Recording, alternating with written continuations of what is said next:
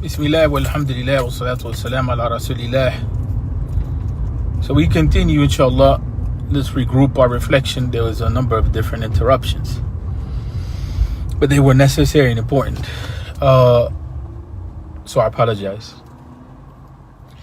Where we were at is we were talking about the fact that the Kingdom of Saudi Arabia has had a number of challenges in recent times.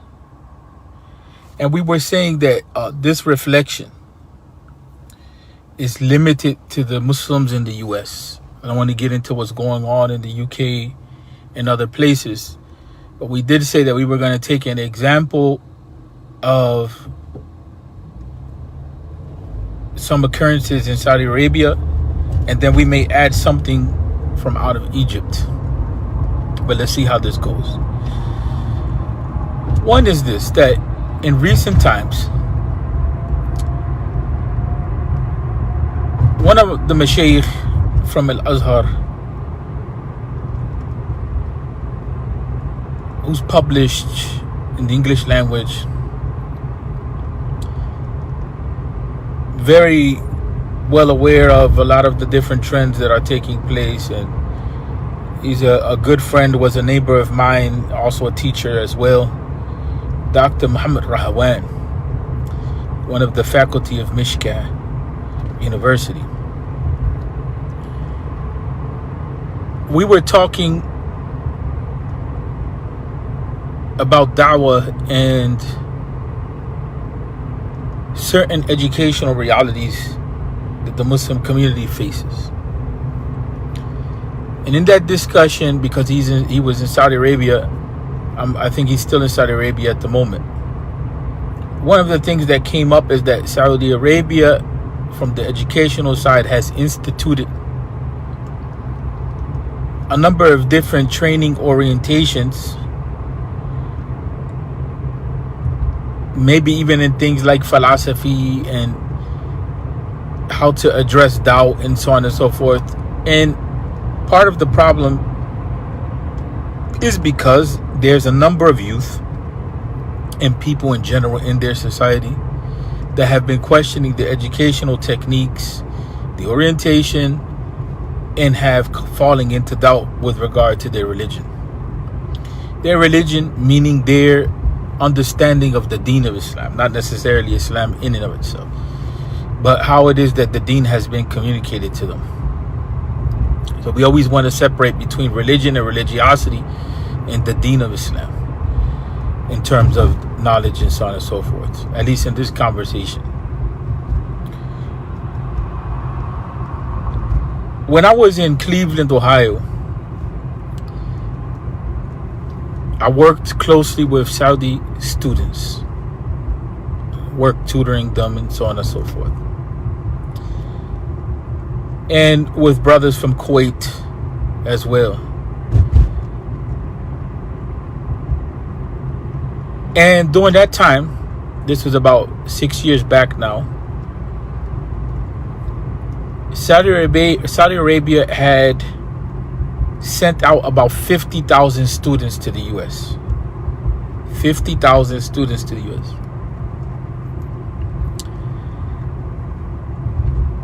And there was brothers and sisters. And I'm not talking about students going to Malaysia, students going to England or any other place. Only 50,000 students that were sent here, and it was a consistent group. And there were a number of different issues with that. We saw in our community, and I ended up having issues with some of the brothers because I would give them a special da'wah. I was an imam also in the MSA, and there were a number of different Saudi students that were going there, and we were involved with them in the community, and we would talk to them about transitioning to a society that's other than Saudi Arabia because of the problem that is related to,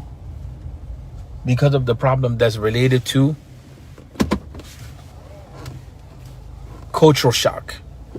The issue of culture shock. So we saw these students on the beach. We saw them kicking it in Ramadan.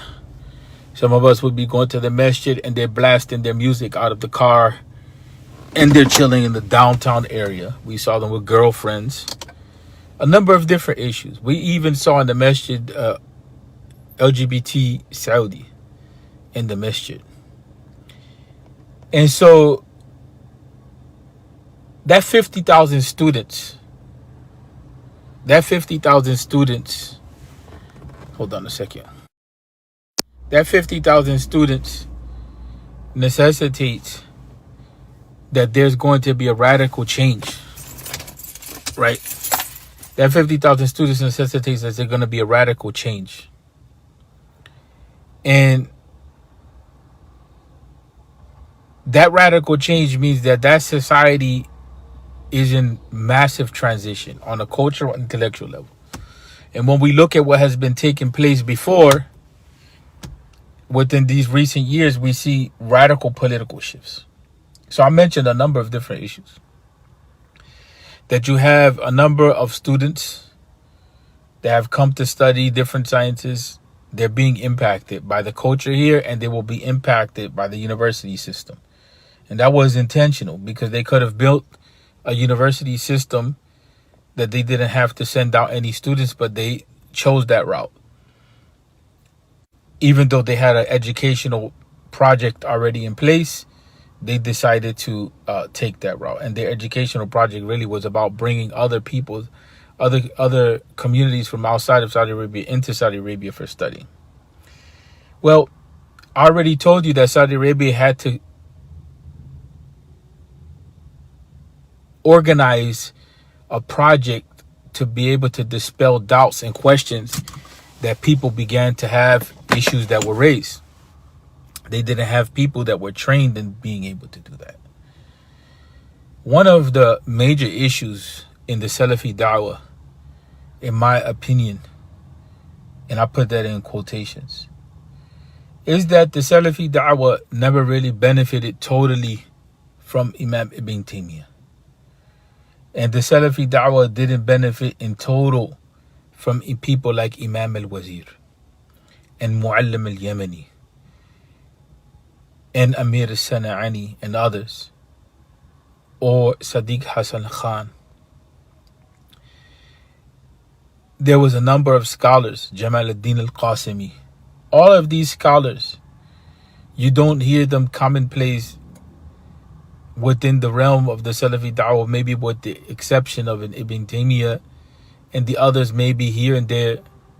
But these are scholars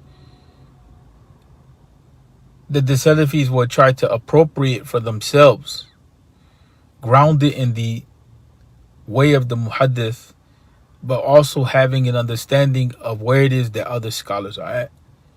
And being grounded in more than just the sciences of hadith. They're grounded in a number of different sciences, and that's why Sadiq Hassan Khan wrote the book Abjad al-Ulum. And there you begin to see that he's talking about different branches of knowledge. Anything from mathematics to geometry to history to geography to geology to hadith sciences to tafsir to the Arabic language to usul al-fiqh to aqidah, to a number of different sciences, history. And that's an indication that there's a trend in the Salafi world, right, in that realm, which really opens up to much more than just the teachings of Sheikh Muhammad bin Abdul Wahab. The Saudi Arabian scene on the knowledge base was really developed by the Egyptians for many years. And then when their educational scene grew to a certain point, they began to bounce out the Egyptians, because the Egyptians are known for producing educators. And on certain things, the Saudis grew, and other things they didn't. If you listen or if you even pose the question to Sheikh Abdul Karim al-Khudair, because he himself has said this himself, that within the context of Saudi Arabia, they were deficient heavily in the Quran. You can find classes in a number of different areas, and in the Quran, a heavy deficiency. If you ask Sheikh Nabil al-Jawhari, from the scholars of Tafsir, he's one of the top scholars of Tafsir in Al-Azhar, he will make a similar argument, except he would add that, and he was one of my teachers, that Saudi Arabia is deficient in a real in-depth understanding of the Arabic language. They're not known for really producing Arabic scholars in the way that you look at other places in the Muslim world. They go up to a certain point in knowledge, because what happens is that there's a lot of philosophical stuff that's involved, and Saudi Arabia has improved a lot on a lot of issues in that regard. But the educational backdrop is one in which there's a lot of deficiencies. If you really pay attention, there is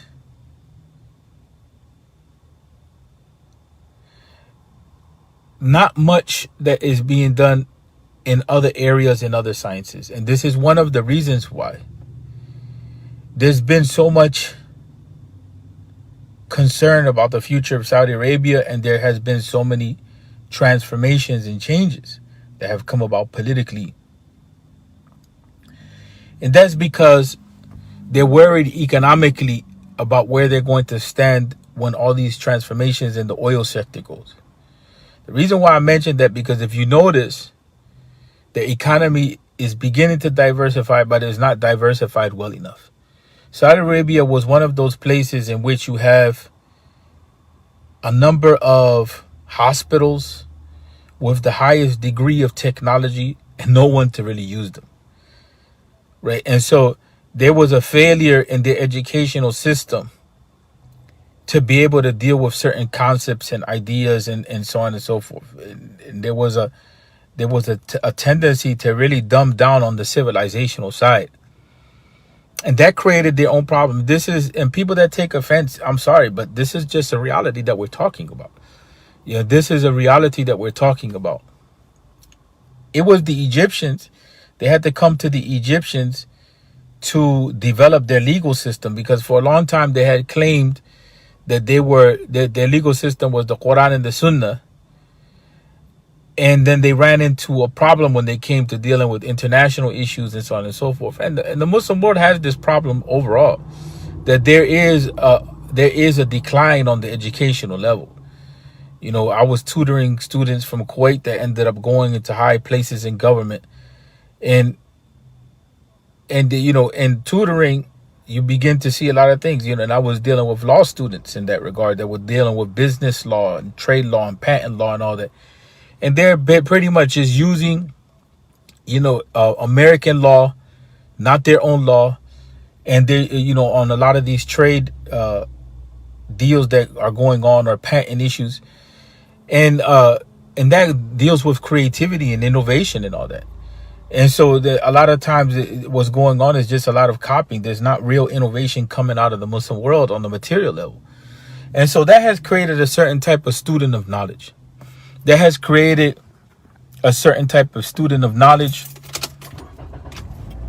that has created one in which for a long time we have not been able to get that student of knowledge to be grounded in having the tools that are necessary for building a community, outside of just talking about hadith and the Quran and whether this hadith is sound in this point in Aqidah, that point in Aqidah, beyond whatever limitations are there.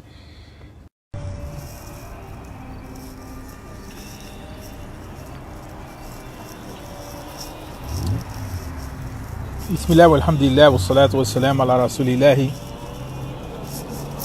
يا ربنا زدنا علما وتقوى وبارك في أوقاتنا وفي أحوالنا وفي أفعالنا وتقبل منا ولا تأخذنا بذنوبنا لقد ظلمنا أنفسنا ولا غافر لذنوب أنت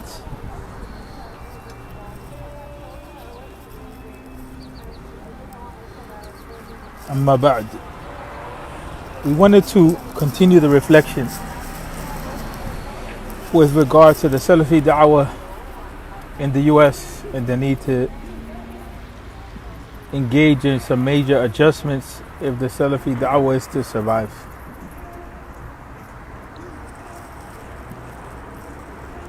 We were talking before about the context of the Saudi Arabian situation, and we were mentioning how Saudi Arabia has now found itself in a contradiction of sorts, in that its own youth, after a period of time, are beginning to question the deen. And so there was some adjustments that were made to how people are being trained. There's certain programs that are being generated in order to prepare people to really deal with the challenges that they're facing.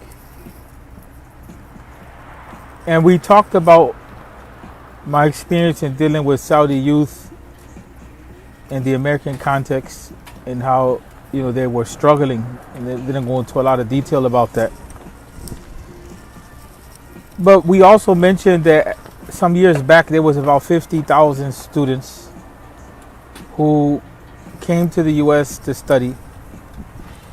And by implication, what that will mean is that Saudi Arabia itself is going to change, because when you have 50,000 students just here alone in the US, not looking at other places in the world, and they're sitting in the US for, anywhere from 4 to 7 years at a time, there's going to be radical cultural changes. So Saudi Arabia itself is going through a lot of cultural changes, and they're trying to adjust, so on and so forth, so that they're able to speak to those struggles that they have. Whether they have accomplished that or whether they will be able to accomplish that is yet to be seen. Now imagine that is taking place in the context in which the government has control over the educational system. The scholars have a voice, and they're still having those sorts of troubles with people knowing how to adjust intellectually and in practice when it comes to Islam and the contemporary reality that we find ourselves in. The Salafi da'wah in the US, for a major part of it, it was built around a few individuals who had some studies, and they mostly focus on Aqidah and up to a certain level. So that the Salafi da'wah never really advanced itself beyond a certain point. And we said that we were probably going to use examples from Egypt. Like, for instance, in Egypt, the Salafi da'wah has way more maturity, way more years, way more scholars, way more their own writings. And even with that, they had to adjust themselves. When the Arab Spring came around, the Salafi da'wah had to decide whether they were going to engage the political front or not, enter into a political party, run for an election. How would they deal with the political realities? Unlike other places like Kuwait and all of that, the Salafi da'wah there was not doing much amal khairi, like social work, that was dealing with, doing services for the poor and so on and so forth. They stayed with other sectors of the Islamic movement. And so in the US, we see some brothers began to do that, began to deal with the issue of social work at a very minimal level.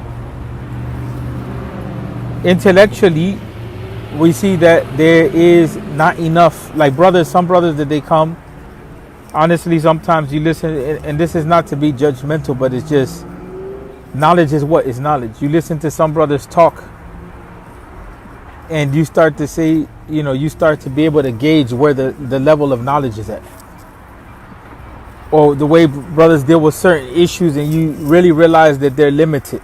And that's not really, the Salafi da'wah really didn't open up to that in its initial phases. Overall, historically. And this is one of the reasons why I said that the Salafi da'wah because it didn't take enough benefit of Ibn Taymiyyah, its intellectual grasp of things is very limited. Or even Mu'allim al-Yamani, or even al-Shawkani, or al-Wazir, or Sadiq Hassan Khan. The intellectual grounding in much of the Salafi da'wah is very basic and limited. And it's not even representative of the depth that can come from the Salafi da'wah itself. Although there's some real limitations when it comes to the issue of how do you build the community, and how do you deal with social issues in that community and economic development.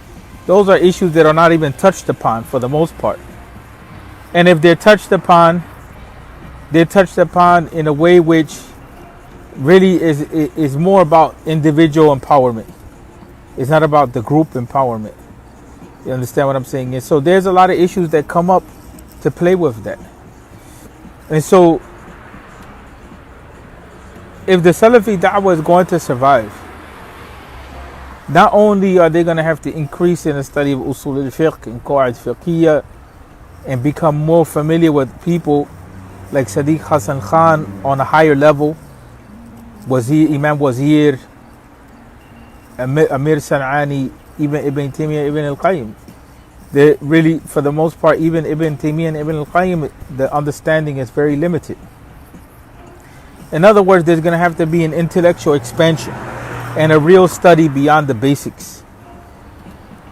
And also, the whole issue of being open to development outside of just a conversation about hadith and a conversation about aqidah. The conversations that we have about marital life, the conversations that we have about economic development, the conversations that we have about politics, they're very limited. Even before, when we were talking about race about a year ago, some brothers made a lot of flaws in that because they don't have any grasp of the social sciences. And so the Salafi da'wah has to expand this curriculum. There's no doubt about that.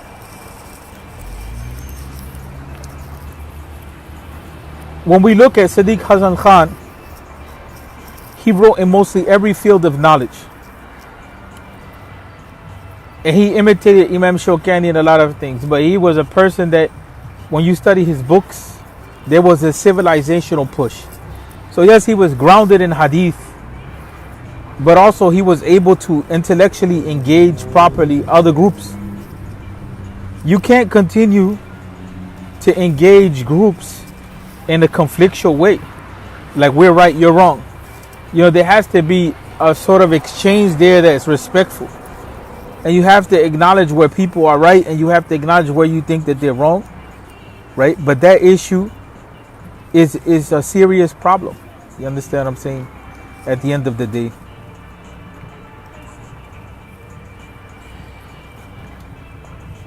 I don't agree that the Salafi movement, lacks its snad, because that's not necessarily true. It depends on who you're dealing with and what you're dealing with. When you start talking about the issue of isnad, that becomes a little complicated. And then what are you talking about? Because there's some that are very grounded in isnad, but the issue of isnad is not going to solve this problem. Isnad is not going to solve this problem for any group. I personally have isnad. There's a lot of things that need to move forward. The issue of critical thinking is one of them, but that comes back to not mastering the sciences and limiting it to one area of study. That's a fundamental problem. That's a fundamental problem that you can't. You have to be well-rounded in Islamic sciences overall, and that's why even the discussions. If you look at like a Ibn Taymiyyah and his type of exchange that he had with different groups, is much more intellectual, much more grounded, much more respectful, much more equitable, much more fair. The Sufis were better off engaging Ibn Taymiyyah directly than engaging some brothers from the Salafi da'wah, because then there would be much more appreciation for why there's differences of opinion. You know what I'm saying? But those, that's why I was saying, without condemning, because a lot of brothers also want to condemn the Salafis. But a lot of the Salafi da'wah, how it was created and generated in the U.S., it came from some brothers that went overseas, and they came back and they began to develop. But they themselves were at a certain level and didn't advance.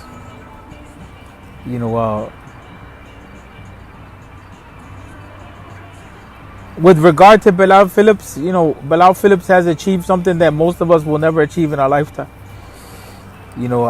I don't personally read a lot of his books because I tend to study some other stuff, but Bilal Phillips was able to reach hundreds of thousands of people, with his school system. He was the only one from the American context that was able to build an educational system all the way up to the graduate studies for free, pretty much, or minimal cost. So we may not agree with certain things, or may agree, but we have to acknowledge where there is good. He put his money where his mouth was, and all his work has been to go back and give back to the community in that regard. Whereas a lot of brothers, they have not been able to do that. And he has a certain style, which is simplicity in delivering information. There's nothing wrong with that. At some points, again, you may have disagreements on some issues, but he was able to build something. But that's the crisis that the whole of the community is in, regardless what group it is to expand beyond the basics, is to be able to, even the traditional camp was not able to launch itself in such a way where it was able to ground itself in the U.S. and build scholarship from within the U.S. in a solid way. That's beginning to happen a little bit now. You know what I'm saying? But there were even internal splits within the traditional camp. When you look at something, like Seeker's Hub, how that was back in the day, and the concepts that were there. All of these efforts are efforts that people are in the making. That's what we have to realize, that people are on a certain level, and then they're growing in the process. But that which we see coming out of the Salafi camp is not sufficient, especially because the Salafi da'wah, it tends to be entrenched in neighborhoods that have deep social problems. That doesn't mean that it's not in other areas, it's not in the suburbs or whatever, but some of the major Salafi hubs are in areas where there's deep social problems. So they have to move towards building people up and not having people necessarily focus so much on opposition. And that's kind of how they have introduced the da'wah here. And that's not the way necessarily is introduced everywhere. Because when you look at the books of Hafiz al-Hakimi, he's not really talking a lot about controversy. His books are not written like that in controversy. His books is not a thing of refutation. His books are just a presentation of ideas and information with the evidences, and that's it. You move on, you understand, and you kind of build on that. They didn't have that approach. They came in swinging, and that was because of the way that they were taught. When you bring in Aqidah Bal-Bahari and everybody is Ahl al-Bid'ah and all of that type of stuff, you just don't build a community like that off of the rip. And so that's part of the issue, is how do you get along with other Muslims? You're still going to have to get along with other Muslims. Even Saudi Arabia has to figure out what it's going to do with all of the people that, don't necessarily agree with the dominant school of thought, and they live within their boundaries, whether it's the Shia or some of the Sufi groups or whatever. That's just a fact. Coexistence is important, or else you have people just killing each other. I think that's part of the problem that religious people have a difficulty with. And there's a difference between being a believer and the whole concept of religiosity. I mentioned that on a religious people have a tendency of having a way of interpreting Islam in their own way. That's what we call fiqh al-tadayyun versus fiqh al-din. The concept of how you implement the deen. You can have a concept, I'll give you an example. Like, we had a case where there was a sister that was telling her son, don't go to school, don't get on the internet, don't do this, everything is haram. So now you have a young boy in the 21st century trying to figure out how he's going to function. Like, how is that boy going to function to grow up to be a man? But that's coming out of that concept of religiosity that she has. That's part of the dilemma. Her concept of religion limits her ability to think about how to interact with the world. And that goes deep for a lot of people. And that's fine if you want to live that for yourself. But when it comes for your children and so on and so forth, and how is that going to help them to be functional in society? A society which is merciless on a lot of fronts in those cases. In order to get a job, you come to a Starbucks or whatever, there's music.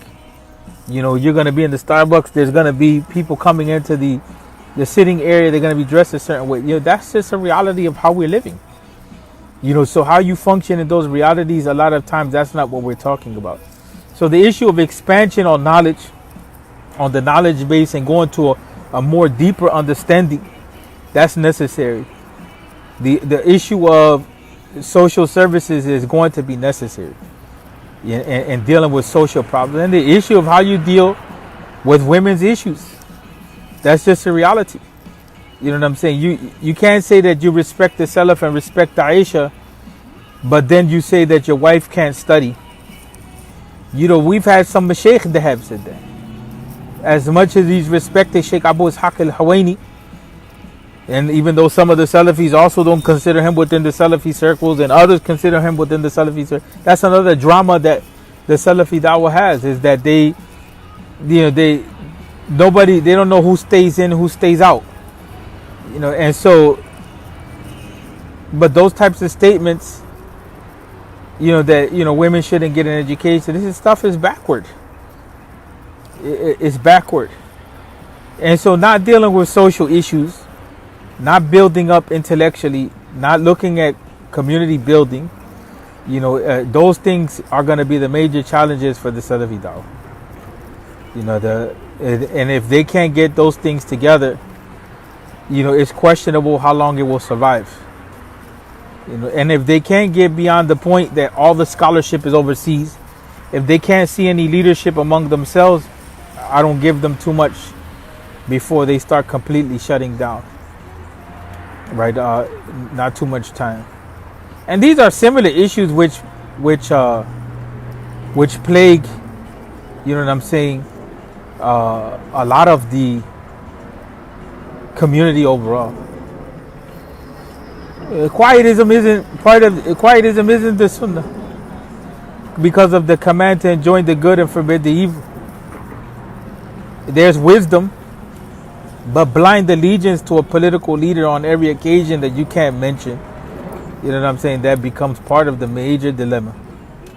And some of our brothers have equated, and I mentioned this when the Arab Spring was taking place, and it was my advice to a brother that is very close to me. He's starting to be a doctor, Egyptian brother, because he went into a crisis when the Salafi da'wah in Egypt became political. I told him, relax. That's your orientation. You can't just be jumping from group to group. That's another thing. You have to learn how to work through things. And you have to realize that people make mistakes. And so it's the same thing that was said to brothers with the issue of the changes that are taking place in the Salafi da'wah and the issues that are taking place in Saudi Arabia, that you have to learn how to separate between the two. If you don't separate between the two, you're going to have a crisis in your own commitment to Islam. And the Salafi da'wah doesn't always equal deen. That's the biggest mistake that people have. Salafi da'wah does not equal deen. Sheikh Muhammad bin Abdul Wahab, for whatever good that he did, is not a prophet. And as long as that's the mindset that people have without saying that, that's problematic. You can't say that the deen begins at that front and then everything that came before is wiped out. And nobody in scholarship says that, except a few people. When I was studying in Egypt, there was a difference between bookstores that were inclusive of all the Islamic tradition, regardless of what was the orientation, and those who were just selling books that they say were within the Salafi da'wah. The amount of access that you had is limited. That becomes an issue. The issue of going back to traditional Sunni Aqidah has its own problems as well. Just like going back to the madhabs has its own problem. we need to go back to the Quran and the Sunnah. We need to go back to the methodologies of the scholars and understanding things. But those scholars wrote for their time periods. Even if you're talking about ilm al-kalam, it has its own limitations. It has its own obstacles. If you go back to the madhabi fiqh 100%, if you go to the economic transactions, most of that stuff and that conversation is going to be talking about trading slaves and this and that. And so that's not 100% to just go back. Like if we go back, is the solution. The only thing that we can go back in is the solution is the Quran and the Sunnah. Everything else is up for investigation and understanding. You know what I'm saying? But what the scholars teach us is that we can't belittle the methodologies of the scholars of the past. In traditional studies, نقف على مناهجهم ولا نقف على مسائلهم is the rule. And that comes from the Mashaykh in Al-Azhar, that we go back to the issue of the methodologies of the scholar. Now, understanding is it's not relative. According to whose understanding, no, it's not relative. Because there's some things in the deen which are just clear cut, accepted. There's foundational issues which are accepted, regardless of who we are, what group we are. And then there's other things that are open to understanding. And so that is negotiated with principles in Islamic sciences. And so as long as the Islamic sciences are being used, there's no issue, because then we can have a discussion on what is the principle that you're using to understand here. And so we may differ on how the principle is applied, or we may differ on a particular sub-principle which is used, but at least we know what principle is being used.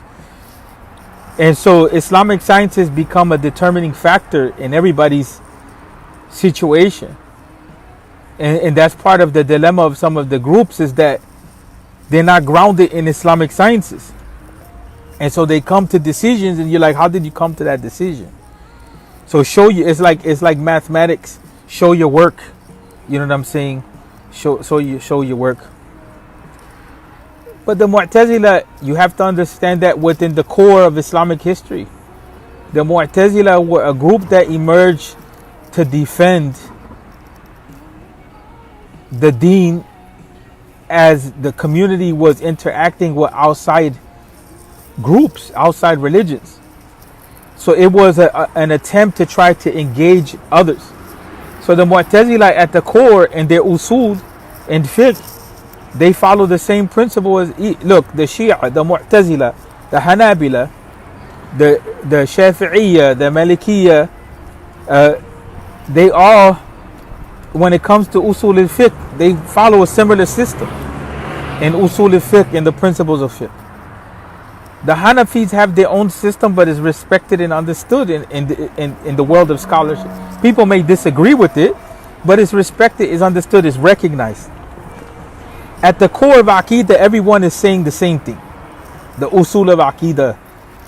What happens afterwards is the issue of what's the debate. The debate is what kind of proofs do we accept into the realm of Aqidah. And then whether we can use metaphor in the Arabic language or not. And that really is what is going to, go on and have the debates. Those are the courses, the causes of the debates. Sure, because they had power. They had power, and they went to an excess in implementing the opinion that they have. That's part of the dilemma that is there when you start talking about power. It's not necessarily because of the Mu'tazila in and of themselves. You have people that have power. There will be no Ash'ari school as you have it now without the Mu'tazila. And there will be no Ibn Taymiyyah without the Ash'ari and the Mu'tazila. Let's be honest. Because Aqidah in reality is very simple. It's the issues that come up that are related to Aqidah that make the academic and scholarly discussions roll out. But the core of Aqidah is what the Prophet ﷺ brought in the Quran and the Sunnah. You know what I'm saying? Everything else is like a discussion on what about this situation and that situation, how can we think about that, or how do we approach this particular issue in the Quran and the Sunnah. But there's things that are clear and things that are open to understanding. You know, and when you have the keys and you understand the methodologies of these schools, then you're more calm because you know where they come out of, what the principles are.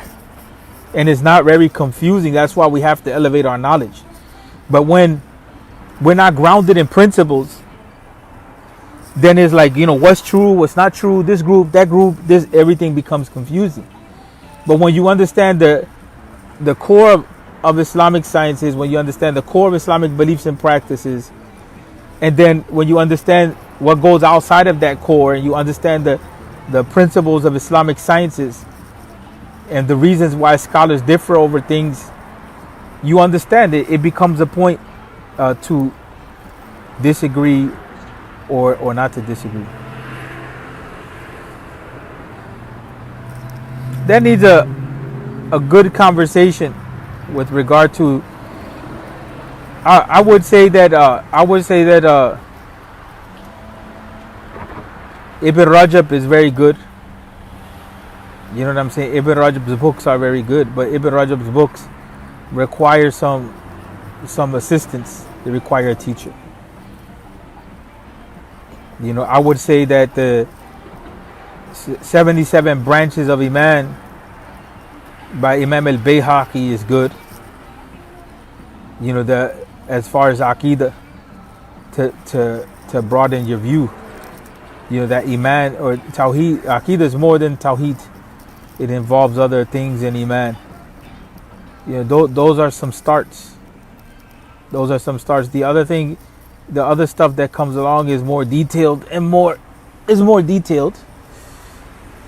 You know, like I said, you know, a lot of brothers that were inclined in that direction, if they would have stayed with Ibn Taymiyyah, like the Kitab al-Iman, it would have been much more beneficial for them, because it would have been much more fruitful intellectually, and they would have had much more fruitful exchanges with other groups, more productive, more not so combative, with some understanding. But at the end of the day, you know what I'm saying, our focus has to be on the study of the Quran itself, and we should be taking our Aqidah from the Quran. The points of disagreement are going to come in how you interpret certain ayat of the Quran. But the Meccan revelation, or the Quran as it was revealed in Mecca, is important for our own development in Aqidah.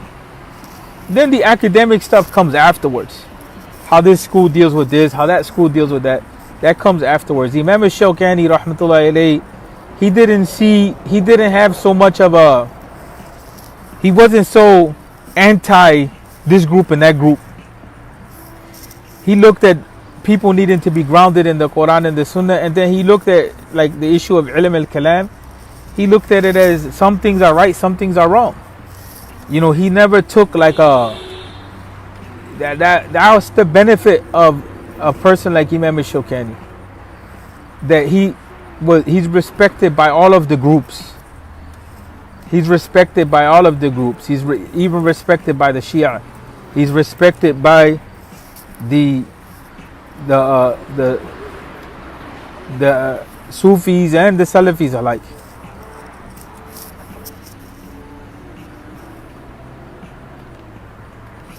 Yeah, reading tafsir along with it, right? But more so becoming familiar with it, the Quran, you know, and very light tafsir at first. Becoming familiar with it, like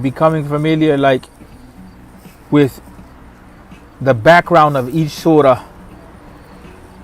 Becoming familiar with the difference between why do we say that the Quran is divided into that revelation that was revealed in Mecca and that revelation was revealed in Medina, and to become familiar with the objectives of a surah and the overall meaning, the key meaning and the sub meanings, because each surah of the Quran It gives us a certain understanding about ourselves, the universe, and Allah, which you're not going to get that in books of Aqidah. Books of Aqidah serve a different purpose. They serve to try to resolve an intellectual point or controversy. But the Quran,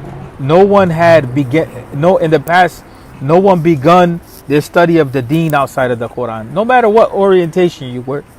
In the whole of the Muslim world, everybody became, yes, exactly.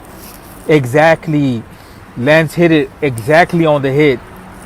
Become familiar with the occasions of revelation and the seerah, the life of the Prophet Muhammad sallallahu alaihi wasallam, and even the lives of the companions. Because the lives of the companions, at least the major companions, they give you the context to what was going on when the Quran was being revealed. Like, for instance, who can tell me the background of why Surah Al-Ikhlas was revealed? Who knows that background behind it? Does anyone know the background behind why Surah Al-Ikhlas was revealed? Qul huwallahu ahad, Allahu samad, lam yalid wa lam yulad wa lam yakul lahu kufuwan ahad. Does anyone know? Even if you look it up online, look it up online and see. It was revealed. Yes, you can get the basics. You can get the basics of the Quran. Like, for instance, if you study Surah Al-Fatiha really solidly, if you study Surah Al-Ikhlas very solidly, was it the Christians or was it the Jews? The Jews had asked about the lineage of Allah. Umar answered the question. The Jews had asked about the lineage of Allah. And so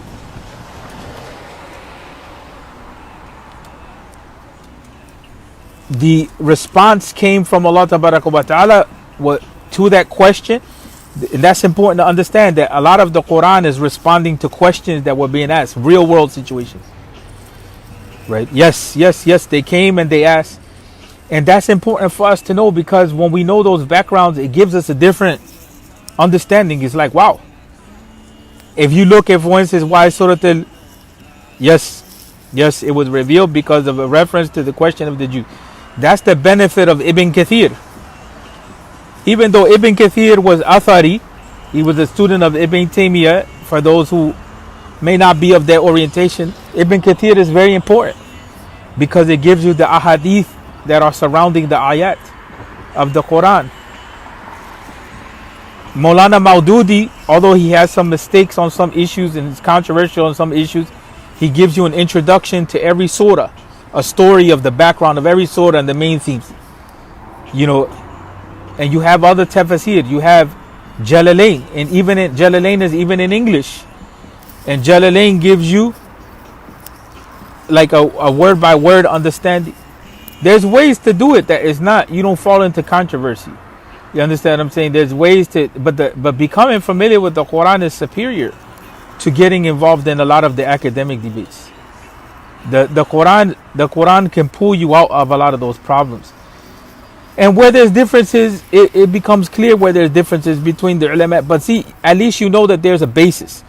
Well, they're disagreeing over this ayah of the Quran. It's not just that everybody's disagreeing and religious bloods against religious crips type of thing. It's because they're trying to understand the ayah of the Quran, or they're trying to understand a hadith. That's where a lot of those debates come from. How do we understand this particular ayah of the Quran? And there's two ways. Let's be real about it. One way is going to be that you give it an interpretation according to the rules of the Arabic language. That's what the Asharis do. And then there's disagreements about how far you go into that. That's one approach in the Ashari school.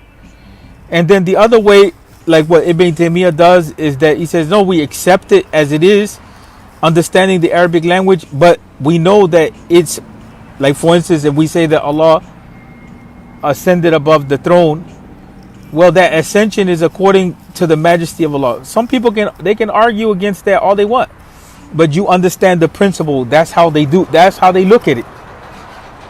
And the other school, what they say, well, we can't accept that as it is. We have to give it an interpretation which removes from our minds attributing to Allah human qualities. It comes down to that, people.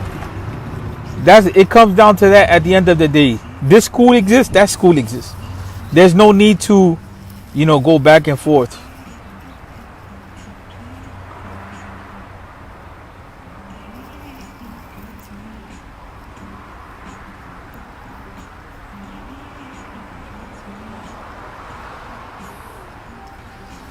No, even with the now, because we're talking here, this is interactive. We're talking at a little bit of a higher level. But just teaching Qul Huwallahu Ahad, teaching Surah Al-Fatiha, teaching Surah Al-Alaq, teaching the Meccan surahs. There's not a lot of controversy in the Meccan surahs over issues. So that can serve anyone. Whether they're on the foundational level, whether they're in the intermediate level. Is the more advanced stuff comes in discussing why it is that scholars of Islam, regardless of their orientation, why they differ. Why they differ. And that becomes and then even in the Ash'ari approach is to just say, I don't know what the meaning is, and you just keep stepping on. That's a stepping forward. That's one school in the Ash'aris. There's another school that's taught in Al-Azhar as well that says that no, we know what the meaning is, and it's similar to Ibn Taymiyyah and them. But in any event, I don't want to get too far off on those approaches, other than to say that without having this sort of civil dialogue, the Salafi da'wah won't survive. You understand what I'm saying? Because you can't have masajid and communities divided on a constant basis. You know what I'm saying? Over how to approach things. The general public should never. One of the biggest mistakes in doing da'wah is when we confuse the general public with the situation of tafweed. And the tafweed, there's debates about what it means internally, but you can't have a community completely at odds with each other and think that everyone is a kafir unless you're with my group. That just is not going to work. You know what I'm saying? And that's where it becomes an issue.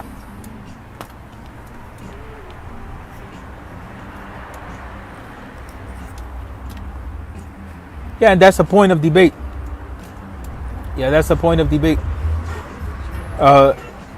With regard to if tafweed was the way of the early generation and what it means, what tafweed means. But I mean, there's no necessity to go into details like that because we understand that those schools exist. The school of tafweed, and then the debate surrounding what it means, ithbat and ta'wil, right? And so, also another dimension with regard to the Salafi da'wah is that without any sort of program of tazkiyat an-nafs or purification of the heart or spiritual elevation, there's no way that people are going to be able to function, right? That's the dilemma. The dilemma is that what the obligation of the scholar is to teach people how to have a common ground. And then later on where people differ. When we make everything differences of opinion from the beginning. Wa alaikum salam wa rahmatullahi wa barakatuh. When you get a chance, Ephraim, call me up. We can't continue to teach only differences of opinion and opposition without teaching people why there's differences of opinion and opposition. You know what I'm saying? Because that becomes an issue.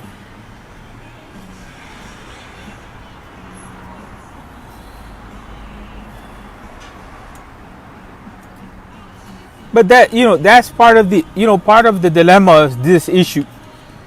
Betsy, what you're saying. Betsy's saying, I've met some Salafis who didn't believe in dowries, wanted multiple wives and polygamy, and were super strict. So that's been my impression. And that's part of the dilemma.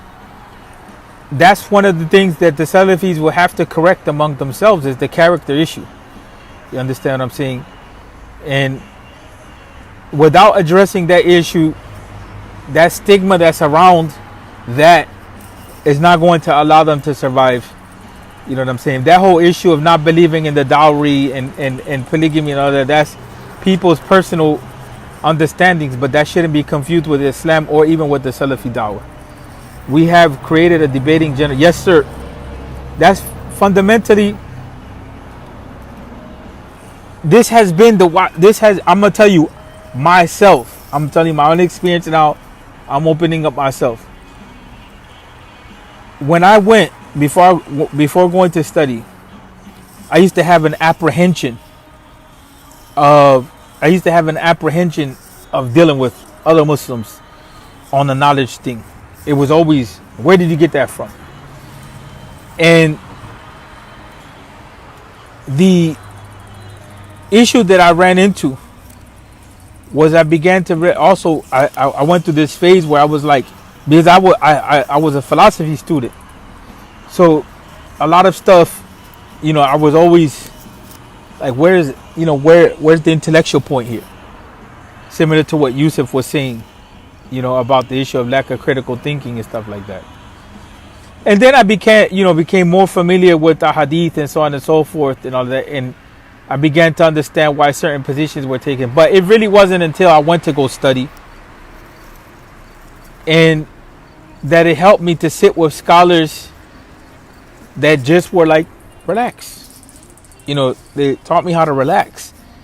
It wasn't always, everything wasn't always an argument or being on the edge.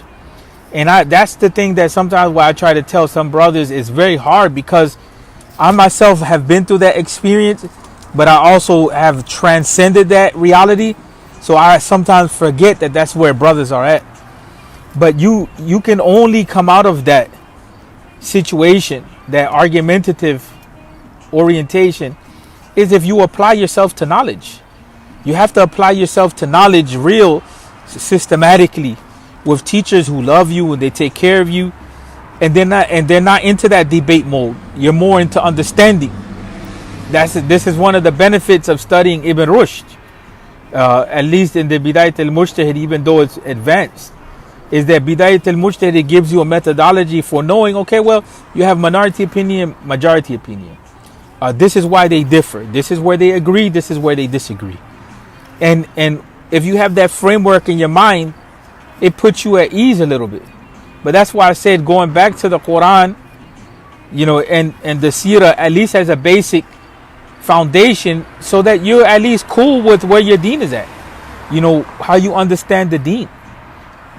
The issue of a madhab or not following a madhab in ibadah, whether you follow fiqh sunnah or minhaj Muslim or Shafi fiqh or whatever, that's an issue that people have to systematize their ibadah at the basic level. So at the basic level, whether you follow Shaykh al-Albani or whether you follow this, okay, fine, we're not going to debate. You just go follow what you follow, but make sure that you're trying to struggle with your nafs and practice your ibadah. There's a lot of brothers that they won't go to the masjid. You understand what I'm saying? That was an issue that we had for a long time. There was a lot of brothers in the name of the Salafi da'wah, they wouldn't go to the masjid at all, period. And that's how can you claim to be following the Salaf or the Sahaba and you don't go to the masjid? You don't join the Jama'ah. And there's principles that even if you think the Imam is from Ahl al-Bid'ah, you can pray behind an Imam from Ahl al-Bid'ah. Like, what's the issue?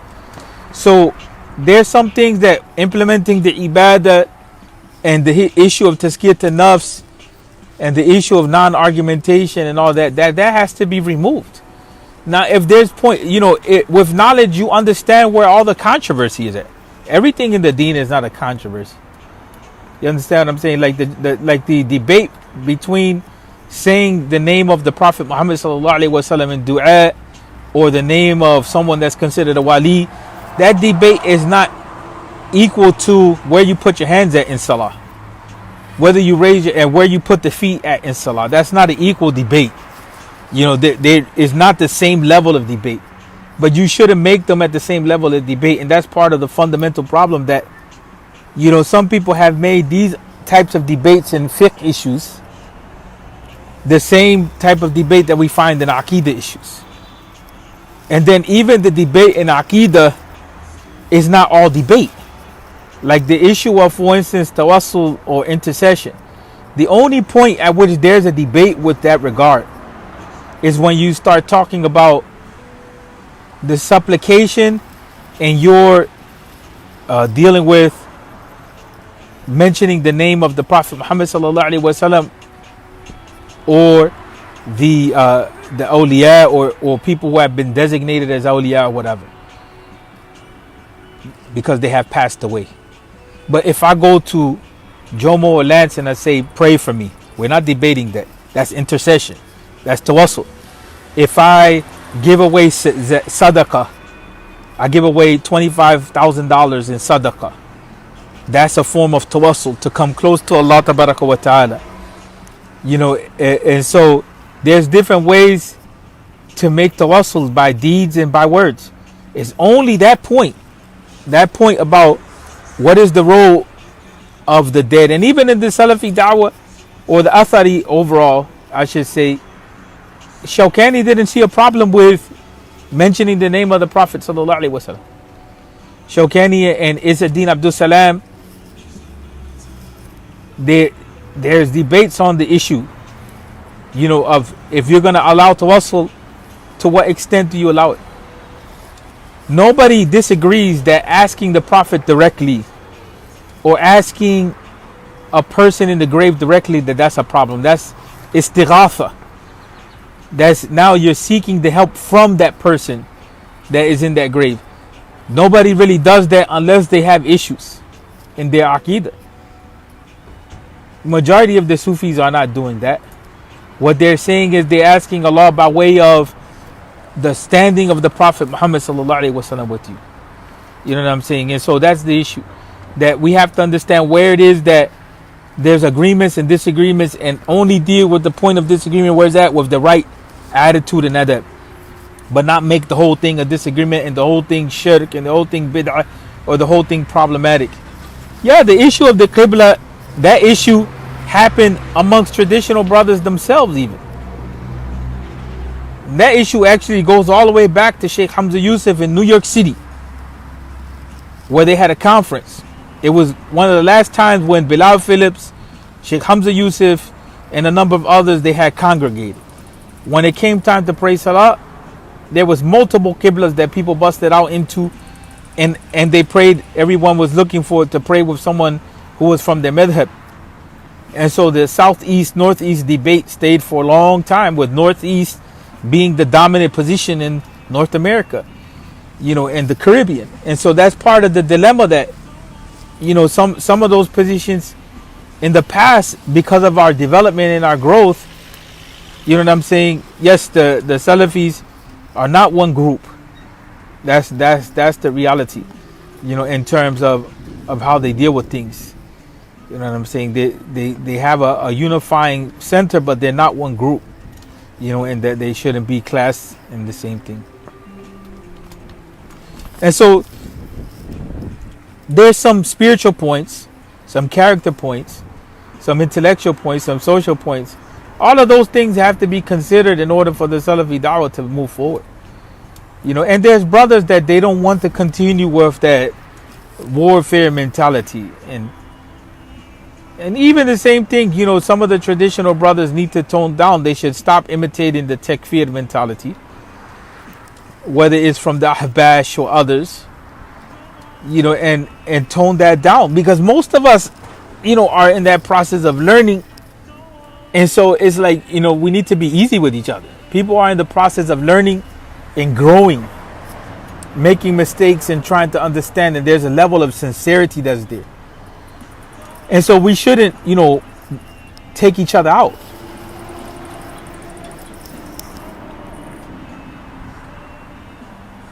Yes. No. That part, Lance, wallahi, you and I are on the same line. I say that all the time. We forgot about the human being. Forgot about the human being. Like the compassion side is like almost gone. We've allowed the Christians to monopolize the concept that God is love. And so the issue of compassion and love is not there with a lot of people. You know what I'm saying? And I personally think that as long as that is the number one issue, none of us are going to move forward. None of us are going to move forward. And I especially tell the converts, like, you can't treat your family like crap, your neighbors like crap, people that grew up and took care of you like crap. You understand what I'm saying? And think that you're going to be able to move forward.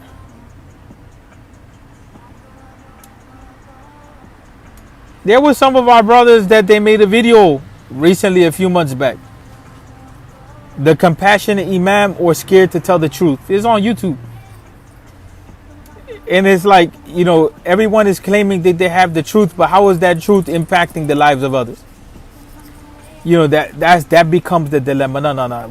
We have to learn how to be compassionate with people. The hadith of the man who killed 99 men teaches us 100% how we should be dealing with people. You know, if we're going to be condemning people, that's a problem on a regular basis. That doesn't mean that we don't speak out for what's true. But look, the Prophet ﷺ, what did he do with the man who urinated in the masjid? Or you want me to be more foul? He peed in the masjid. He pissed in the masjid. But I prefer urinated, but to show you the intensity of the situation. In the masjid, how did he deal with the situation? And that's what's necessary in order to understand, like, how was it that the Prophet ﷺ addressed a man urinating in the masjid? The hadith of the man who killed 99 men. How did you deal with that murderer? You understand what I'm saying? Who was the woman who gave provisions to a cat and was promised Jannah? What was her status? You know, who was the neighbor? Who was the neighbor of the Prophet Muhammad sallallahu alaihi wasallam, who was a non-Muslim and treated the Prophet like garbage on a regular basis? How did he deal with it? You know, so until we have the character of the Prophet Muhammad sallallahu alaihi wasallam, we really can't talk about the Sunnah. You know, that becomes the issue.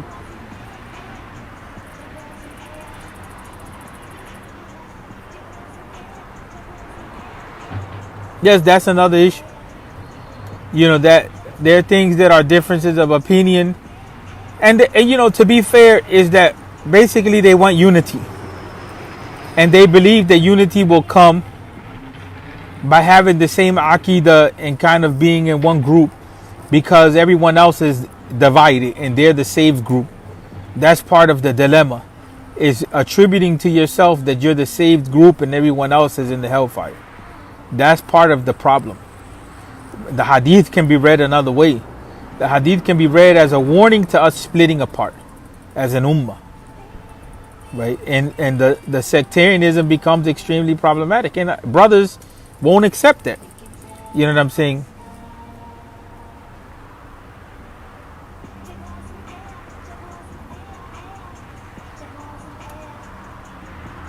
There's a lot of cool brothers across the board, and that's what we have to start emphasizing. You know, that, you know, we need to love each other. At the basic level, we believe in the same thing. At the basic level, we believe in the usul of iman. At the basic level, we believe in the Quran. We believe in the Prophet Muhammad sallallahu alaihi wasallam. There's on issues, some points in aqidah and some points in fiqh, that there may be differences of opinion. But until we start really treating each other like human beings and brothers, we won't even be able to discuss where it is that we differ on, you know, and why it is that we differ. We're scared to show that we love each other because for whatever reason, somehow, look, if the Quran and the Sunnah emphasize that you have to love your parents even if they're kafirs, even if they're unbelievers, then what about the person that's a believer? That, you know, and to, you know, thinking that someone is in bid'ah and just keeping them aside to the side, saying that that's the only methodology of dealing with a person, like that's going to bring in is going to bring a community together, that's not going to really resolve the issues. What resolve the issues is good character, compete each other with each other in good character, and then let the ilm itself deal, you know what I'm saying, with the other issues. Let the knowledge deal with it. And if you feel as though is beyond your level, the person is not qualified or whatever, then just leave it alone. But it's your Muslim brother. Your Muslim brother has rights over you, and you have rights over him, and the same thing with Muslim sisters. But I'm going to end on that note. Assalamu alaikum wa rahmatullahi wa barakatuh.